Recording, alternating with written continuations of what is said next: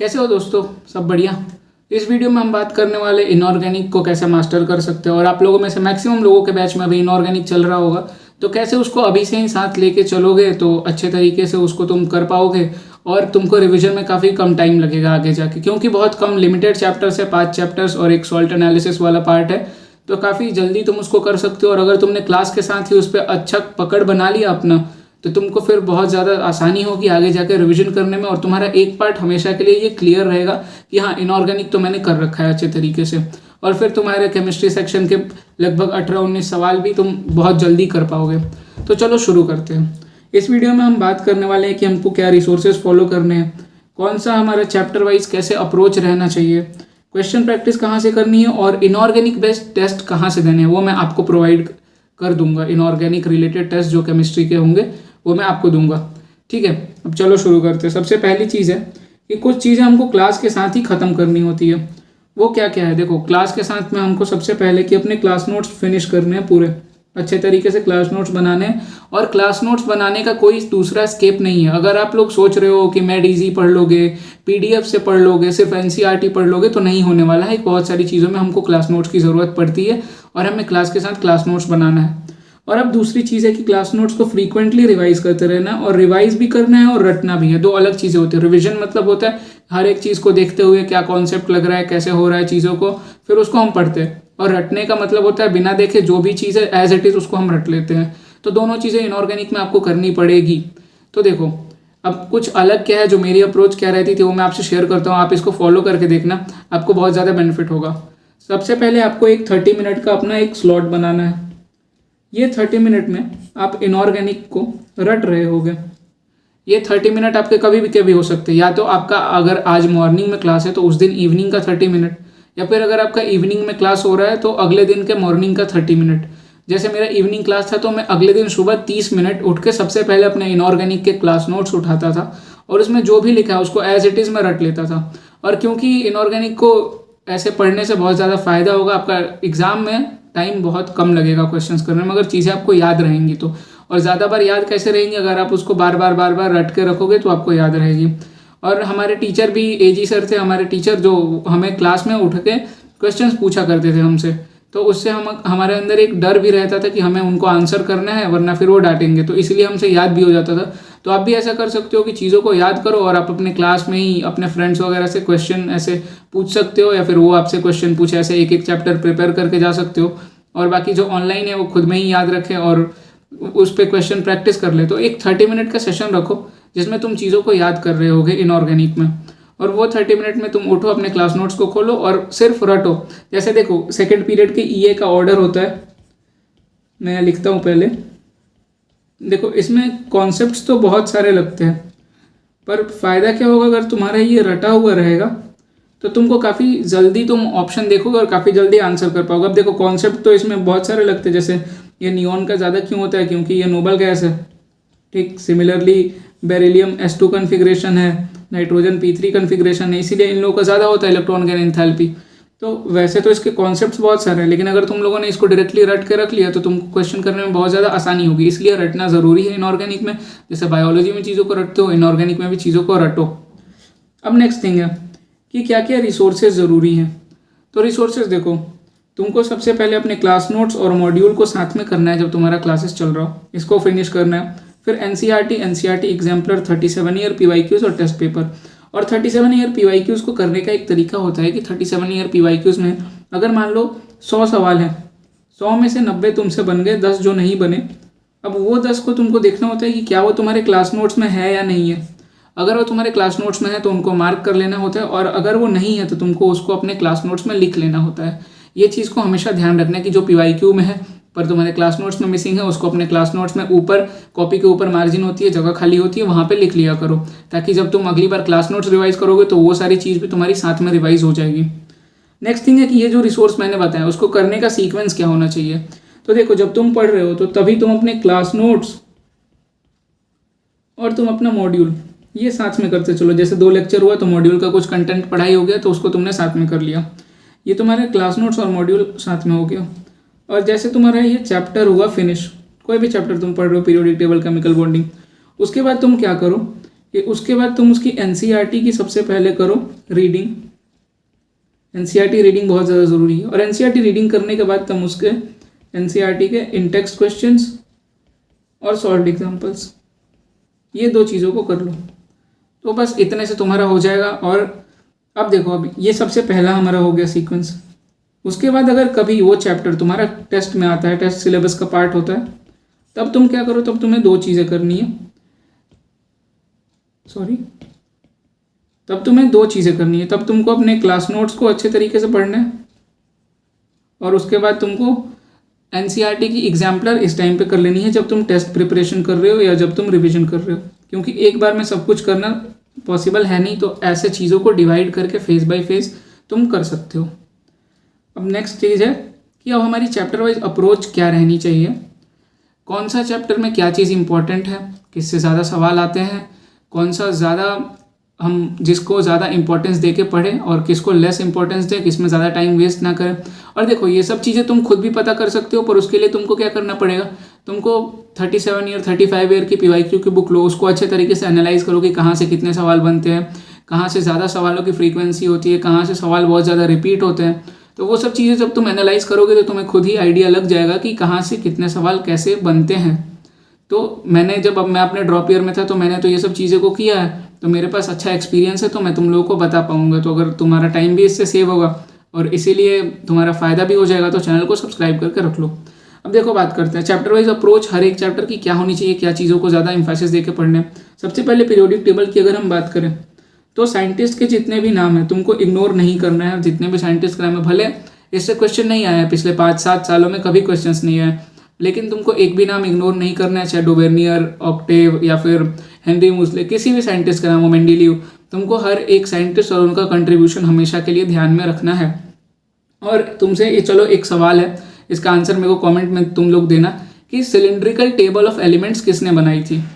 तो इसका अगर तुमने एनसीईआरटी पढ़ा होगा तो तुमको इसका आंसर पता होगा, मेरे को कमेंट सेक्शन में लिख के बताना। अब नेक्स्ट थिंग है कि IUPAC नेमिंग जो है एटॉमिक नंबर 100 से ऊपर वाले की, वो तुमको ध्यान में रखना है, और उसके जो ऑफिशियल नेम्स हैं उसको भी ध्यान में रखना है। एक तो हो गया तुम्हारा नोमेनक्लेचर से, और दूसरा हो गया ऑफिशियल नेम। और ऐसा मैं इसलिए कह रहा हूँ क्योंकि अभी थोड़े टाइम पहले उन्होंने 118 या 112 का पूछा था नीट में, तो ये तो ठीक है, उन्होंने IUPAC नेम तब पूछा था, IUPAC नोमेनक्लेचर वाला। पर ऐसा भी हो सकता है कि नेक्स्ट टाइम पे वो पूछे उनका ऑफिशियल नेम। जैसे वो पूछ सकते हैं कि 106 का ऑफिशियल नेम क्या है, और इधर से आपको 3-4 ऑप्शन दे सकते हैं, तो उसका आंसर सिम्पोजियम चला जाएगा। तो ये चीज़ को तुमको कोई ट्रिक बना के याद रखो। और वैसे मैंने जो शॉर्ट नोट्स अपने दिए थे टेलीग्राम पे, उसमें मैंने एक ट्रिक खुद की बनाई थी, तो उससे भी ध्यान में रख सकते हो तुम लोग दोस्तों। फिर देखो, ग्राफ्स और टेबल बहुत ज़्यादा इंपॉर्टेंट हैं इस चैप्टर के। पर देखो, तुमको वो नहीं याद रखना है कि वैल्यूज़ क्या है, तुमको बस ट्रेंड्स याद रखने हैं, ग्राफ में क्या ट्रेंड जा रहा है। जैसे ये ग्राफ देखो, ये एकदम लीनियरली ऐसे नीचे आता जा रहा है, कोई इसमें एबनॉर्मेलिटी नहीं है, तो ऐसे ही इसको तुम ध्यान रखो। ये देखो, ये ऐसे पोटेशियम तो ऊपर जा रहा है थोड़ा तेज में, फिर भी ऊपर ही जा रहा है, तो इसमें भी कोई एबनॉर्मेलिटी नहीं है, नॉर्मल सा ग्राफ है। तो बस तुम ट्रेंड को ध्यान रखना। और अब एक बहुत ज़्यादा इंपॉर्टेंट चीज़ आती है जो एनसीईआरटी पढ़ते टाइम तुमको ध्यान रखनी चाहिए, कि तुम लोग टेबल से डेटा एक्सट्रैक्ट करो। अब टेबल से डेटा एक्सट्रैक्ट कैसे करते हो, देखो एक तुमको एग्जांपल देके मैं समझाता हूँ। बाकी सब तुम लोग जितने भी टेबल्स हैं एनसीईआरटी में, उससे डेटा एक्सट्रैक्ट करके उसके नीचे खुद लिखना, तुम लोग को रिविजन करते टाइम बहुत ज़्यादा आसानी होगी। जैसे ये एक टेबल है, तो इस टेबल को मैंने देखा, तो इससे पहला डेटा मैं एक्सट्रैक्ट कर पा रहा हूँ कि जो नोबल गैसेस होते हैं ना, उनकी EA जो होती है वो पॉजिटिव होती है। तो कल को एक सवाल आ गया कि किसकी EA पॉजिटिव होती है और नोबल गैसेस में से कोई एक ऑप्शन होगा, तो तुम इजीली उसको कर पाओगे। दूसरा कि जो हेलोजेंस होते हैं उनकी EA हाईली नेगेटिव होती है। और इससे और अगर कुछ हम डिड्यूस करना चाहें इस टेबल से, तो हम ये चीज़ डिड्यूस कर सकते हैं कि जो क्लोरीन है उसकी EA पूरे पीरियोडिक टेबल में मैक्सिमम है, और जो फ्लोरीन है उसकी EA सेकंड मैक्सिमम है। तुम यहाँ देख सकते हो ये पूरे टेबल में, और इससे तुमको आइडिया लग जाएगा फ्लोरीन और क्लोरीन की EN देख के भी। तो इनकी पूरी पीरियोडिक टेबल में मैक्सिमम सेकंड मैक्सिमम EA रहती है। तो तुमको ये जो डेटा दे रखे हैं ना, ये सब को ध्यान में नहीं रखना है, पर जो इससे तुम लोग कुछ एक्सट्रैक्ट कर पाओ वैल्यूज़ और इन्फॉर्मेशन, उसको ध्यान में रखना है। ऐसे पूछा जा सकता है ये सारे सवाल, कुछ ज़्यादा ये हार्ड भी नहीं लगेंगे और नीट में आ जाएंगे। तो अगर तुम लोगों ने टेबल्स को अच्छे से पढ़ा होगा तभी तुम इसका आंसर कर पाओगे। नेक्स्ट है कि ट्रेंड्स और एक्सेप्शन को ध्यान में रखना है। 4 चीज़ों के बेसिकली ट्रेंड्स है अपने, एटॉमिक रेडियस, IE, EA और इलेक्ट्रोनेगेटिविटी। तो इनके ट्रेंड्स और इनमें क्या क्या एक्सेप्शन होते हैं। जैसे IE में एक्सेप्शन होता है, मैंने तुम लोगों को अपनी एग्जाम्पलर वाली वीडियो में बताया था कि S2 और P1 को इंटरचेंज कर देते, P3 और P4 को इंटरचेंज कर देते हैं। तो ये सब चीज़ों को ध्यान में रखना है। नेक्स्ट चैप्टर अपना आता है केमिकल बॉन्डिंग। तो केमिकल बॉन्डिंग काफ़ी ज़्यादा कंसेप्चुअल चैप्टर है। इसके क्लास नोट्स को ज़्यादा प्रायोरिटी देनी है आप लोगों को। क्लास नोट्स में बहुत सारी चीज़ें कवर होगी और इसकी NCERT रीडिंग इनिशियल पार्ट की तुम लोगों को करना उतना ज़रूरी नहीं है, पर जो एंड वाला पार्ट है जिसमें MOT वगैरह के बारे में बताया गया है उसको अच्छे तरीके से पढ़ लेना, अच्छे तरीके से तैयार करके जाना।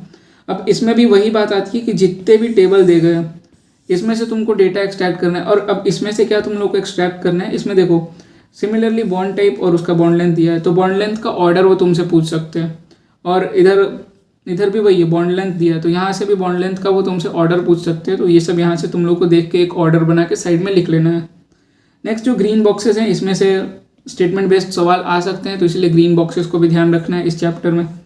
और जो टेबल्स हैं और जो स्ट्रक्चर्स हैं इनको भी काफ़ी अच्छे तरीके से तुमको ध्यान में रखना है। अब देखो तुमको एक नई चीज़ मैं दिखाता हूँ, तुम लोगों में से आई गारंटी कि मैक्सिमम स्टूडेंट्स को नहीं पता होगा कि SF4 का जो शेप होता है वो फोल्डेड स्क्वायर होता है। देखो यहाँ पे लिखा हुआ है।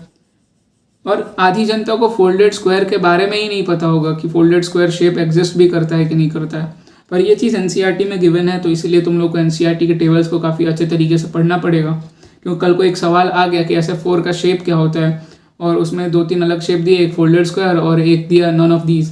तो तुम लोगों में से मैक्सिमम स्टूडेंट्स को अगर सीसॉ नहीं दिखा या फिर डिस्टॉर्टेड टेट्राहेड्रॉन नहीं दिखा तो तुम लोग नन ऑफ दीज करके ही आने वाले हो। इसीलिए NCERT पढ़ना ज़रूरी है, क्योंकि तब जो NCERT पढ़ के जाएगा फिर वो फोल्डेड स्क्वायर करके आएगा।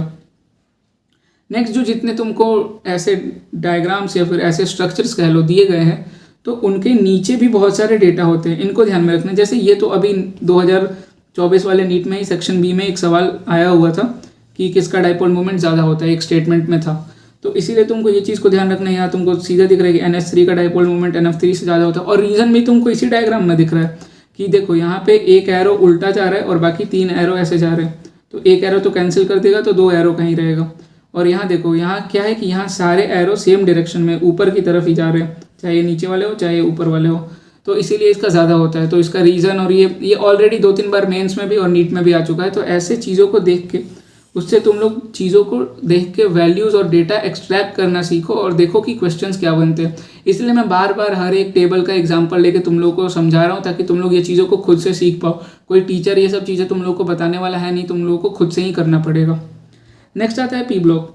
तो P ब्लॉक के लिए मैं 2 पार्ट में स्टूडेंट्स को डिवाइड करना चाहूँगा। पहले जिनके 600+ आ रहे, तो तुम लोगों को मैं बोलूँगा कि तुम लोग P ब्लॉक को पूरा पढ़ लो। तुम लोग जब फर्स्ट टाइम पढ़ रहे हो तो पूरा P ब्लॉक NCERT से कवर कर लो। पर जब तुम लोग रिवीजन करना ना, तो तुम लोग क्या करना कि कंपाउंड्स वाले पार्ट को रिवीजन मत करना। ये उनके लिए जिनका सब कुछ अच्छा चल रहा है, कोई बैकलॉग नहीं है, 600+ मार्क्स आ रहे हैं, अच्छा जा रहा है सब कुछ। और बाकी जो स्टूडेंट्स हैं, जो 600 बिलो वाले स्टूडेंट्स हैं, तो उनको क्या करना है, आप लोग P ब्लॉक का उतना ही पार्ट पढ़ो जितना सिलेबस में है। आप लोग कंपाउंड्स वाला पार्ट आप लोग को बिल्कुल पढ़ना ही नहीं है, पहली बार में भी नहीं पढ़ना है। जितना सिलेबस में है आप लोग को बेसिकली NCERT को पूरा पढ़ना है, बस कंपाउंड्स वाले पार्ट को छोड़ के। और मेरे P ब्लॉक के शॉर्ट नोट्स चाहिए तो टेलीग्राम पे आके ले लेना, ऑलरेडी अपलोडेड है। नेक्स्ट थिंग है कि D एंड F ब्लॉक। ये चैप्टर बहुत ही सुपर इंपॉर्टेंट चैप्टर है, क्योंकि ये सॉल्ट एनालिसिस से भी कनेक्टेड है। और इसको देखो, सबसे पहले इसके ग्राफ्स को काफ़ी अच्छे तरीके से देखना है, और फिर वही बात है कि ग्राफ्स को देख के डेटा एक्सट्रैक्ट करना सीखो। देखो ये ग्राफ है मेल्टिंग पॉइंट का, तो इसमें और कुछ नहीं तो तुमको इतना तो दिख रहा है ना कि टंगस्टन की मेल्टिंग पॉइंट सबसे ज़्यादा होती है। तो बस हो गया, एक डेटा निकल गया। कल को तुमसे क्वेश्चन आ गया नीट में कि पूरे D ब्लॉक में किसकी मेल्टिंग पॉइंट सबसे ज़्यादा होती है, तो टंगस्टन की। तो ऐसे तुम लोगों को चीज़ों को ध्यान में रखना है। फिर ये भी तुम देख रहे हो कि ये 3D सीरीज़ है, ये 4D सीरीज़ है और ये 5D सीरीज़ है।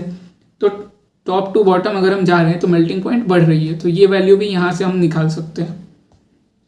फिर इसके टेबल्स बहुत ज़्यादा इंपॉर्टेंट है, और टेबल्स में भी कुछ चीज़ें जैसे इलेक्ट्रोड पोटेंशियल वगैरह कभी पूछी नहीं गई है, तो ये आगे आ सकता है। तो इसीलिए ये सब चीज़ें बहुत ज़्यादा इंपॉर्टेंट है।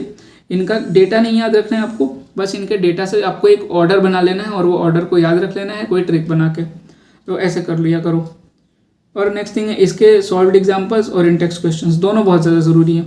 और अब देखो इन टेक्स्ट क्वेश्चंस है, अब इसमें तो वाई है, रीज़न पूछा है, पर ज़रूरी नहीं है कि वो तुमसे ऐसे रीज़न पूछे चीज़ों का। तुमसे यहाँ देखो, इसमें एक स्टेटमेंट है, the enthalpy of atomization of zinc is lowest.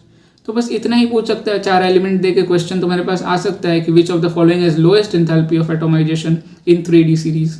तो यहाँ से आंसर जिंक चला जाएगा आपका। तो ये सब चीज़ें इन टेक्स्ट क्वेश्चन में दे रखी हैं छुप छुपा के, तो यहाँ से तुम लोग को देखना पड़ेगा।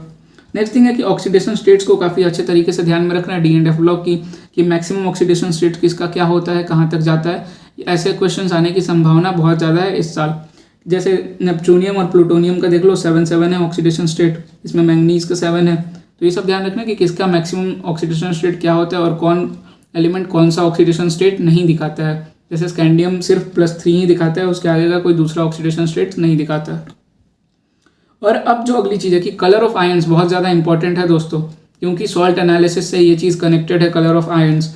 और मैं इंपॉर्टेंट इसको इसलिए कह रहा हूँ, मैं आगे आपको बताऊंगा कि NCERT एग्जाम्पलर में एज इट इज़ क्वेश्चंस यहाँ से हैं, और वैसा ही सेम क्वेश्चन अगर नीट में आ गया बिना कोई क्लू दिए सीधे आपसे कलर ऑफ आयंस पूछ लिया तो आप उसका आंसर नहीं कर पाओगे। और अगर आपको बाकी भीड़ से आगे निकलना है तो ये सब चीज़ें आपको करके जाना पड़ेगा, ये सब चीज़ों को रट के जाना पड़ेगा। और सिमिलरली जो कुछ फेमस कंपाउंड्स है जैसे Mn+3, Mn+2, Fe+3, Fe+2, इनका तो आप लोग को याद ही होना चाहिए अच्छे तरीके से कलर।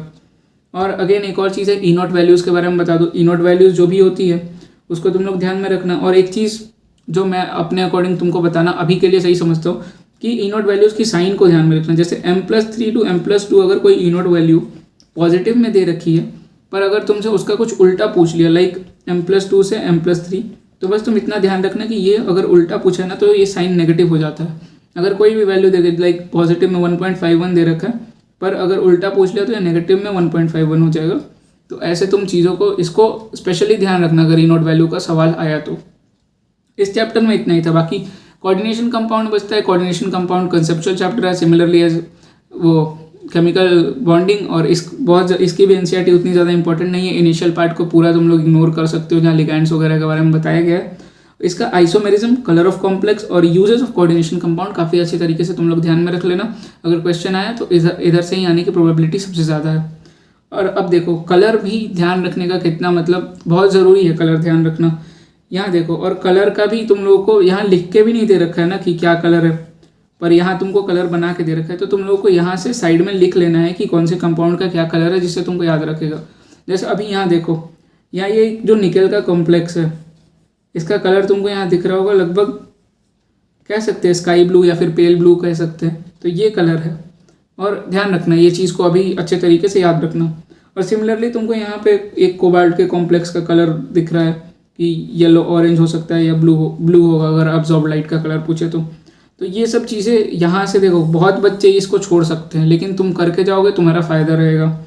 और मैं इसलिए कह रहा था कलर इंपॉर्टेंट क्यों है, क्योंकि ये देखो ये एक एग्जाम्पलर का क्वेश्चन है, इसमें तुमको आयन से कलर पूछे हैं। अब इसमें ये सब H2O वगैरह दिया, उनको इग्नोर करना है तुमको। जैसे आयन है तो ये Mn+2 हुआ। अब Mn+2 का जो कलर है तुमको यहाँ पे बताना है। वैसा देखो एक और क्वेश्चन है, अब यहाँ तुमको वो सेम कंपाउंड जो ऊपर मैंने बोला था ध्यान रखना, यहाँ पूछा गया है। और ये कंपाउंड का अगर हम कलर देखें तो यहाँ कलर हमें बताया गया है, तो वो सेम चीज़ यहाँ पूछी गई है। और यहाँ से अगर तुमको पता होगा तो तुम इसको आंसर कर सकते हो। D का 3 जाएगा और D का 3 एक ही ऑप्शन में, दैट इज़ तुम्हारा ये आंसर हो जाएगा। तो इसीलिए कलर ऑफ कंपाउंड करना नेसेसरी है, क्योंकि इसके सवाल NCERT में दे रखे हैं, NCERT एग्जाम्पलर में दे रखे हैं, और बिना किसी क्लू के दे रखे हैं, तो तुम लोग को पता नहीं लगेगा। सीधे कंपाउंड्स दिए और उसके कलर्स पूछे, तो इसीलिए कलर ऑफ कंपाउंड्स को अच्छे तरीके से याद करके जाना। और अब हाँ, एक और चीज़ रह गई थी कि यूजेस ऑफ कोऑर्डिनेशन कंपाउंड्स को भी अच्छे तरीके से देख लेना। जैसे यूजेस ऑफ कोऑर्डिनेशन कंपाउंड का तुम लोग पैराग्राफ देखने जाओगे तो उसमें हार्डनेस ऑफ वाटर के बारे में भी दिया गया है। तो अगर तुमसे सवाल आ गया हार्डनेस ऑफ वाटर का, तो आधे ही बच्चे तो ऐसे ही परेशान हो जाएंगे कि अरे ये तो NCERT में से कब का रिमूव हो गया है, एस ब्लॉक तो NCERT में है ही नहीं, हार्डनेस ऑफ वाटर क्यों पूछ रहे। पर अगर तुम कोऑर्डिनेशन कंपाउंड के यूजेस पढ़ोगे तो उसमें तो हार्डनेस ऑफ वाटर के बारे में थोड़ा सा डिस्क्रिप्शन दे रखा है, तो इसीलिए ये सब पढ़ना बहुत ज़्यादा ज़रूरी हो जाता है NCERT से। और क्या क्या इंपॉर्टेंट जो भी था मैंने तुम लोग को बता दिया सारे चैप्टर में।